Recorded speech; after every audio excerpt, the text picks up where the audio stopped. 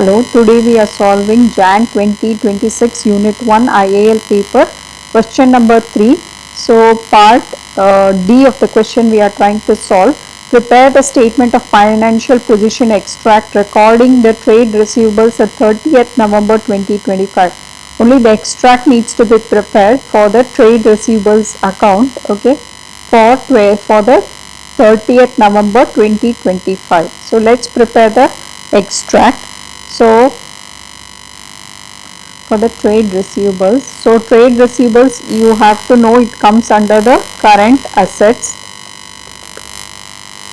So, trade receivables comes under the current assets. So, we have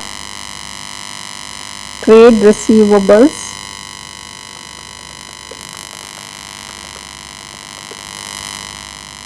okay, we have a debit section. If you see, we have a debit section and a credit section which we had calculated in the earlier part. So debit section is 9,980 and credit section is 180. So let's write it here.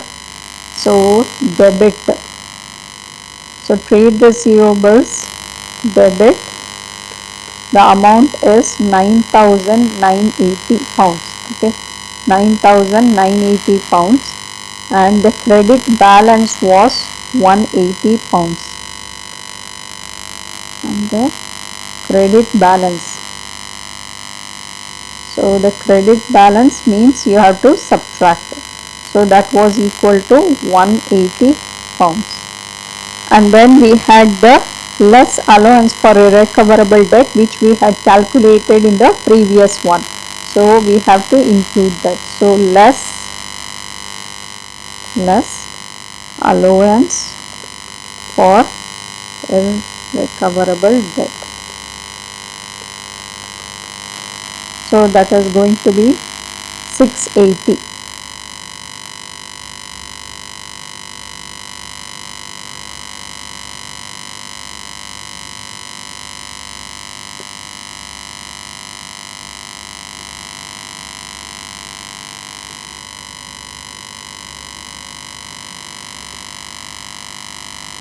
So the allowance for irrecoverable debt you have to subtract. So less 680. So now the total value we have to include.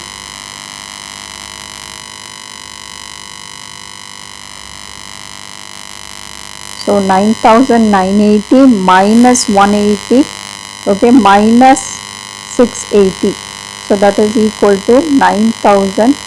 So first we can subtract these two. So 9,980, okay, 9,980.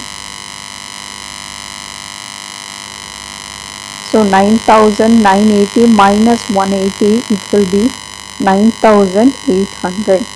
Then 9,800 minus 680, that is going to be equal to 9,120 pounds. So 9,120 pounds. So this is how it will look in the statement of financial position, okay, extract for recording the trade receivable. It will come as an asset under the current assets.